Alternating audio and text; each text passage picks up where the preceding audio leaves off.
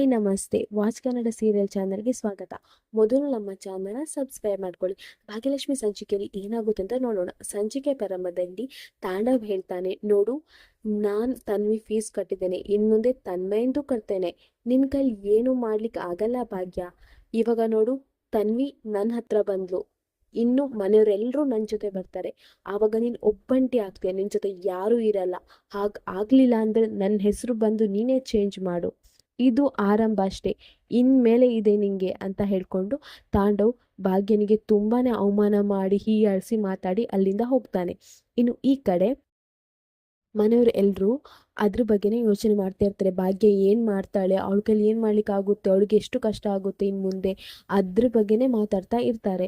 ಇನ್ನು ಸುನಂದನೂ ಹೇಳ್ತಾ ಇರ್ತಾಳೆ, ಯಾಕೆ ಭಾಗ್ಯ ಕೆಲಸ ಬಿಟ್ಟು ಬಂದ್ಲು, ಈಗ EMI ಕಟ್ಟಬೇಕು, ಸ್ಕೂಲ್ ಫೀಸ್ ಕಟ್ಟಬೇಕು, ಇದೆಲ್ಲ ಏನು ಮಾಡೋದು, ಅವಳಿಗೆ ಯಾಕೆ ಅರ್ಥ ಆಗ್ತಿಲ್ಲ ಅಂತ ಹೇಳ್ಕೊಂಡು ಮನೆಯವರೆಲ್ಲರೂ ಮಾತಾಡ್ತಾ ಇರ್ತಾರೆ.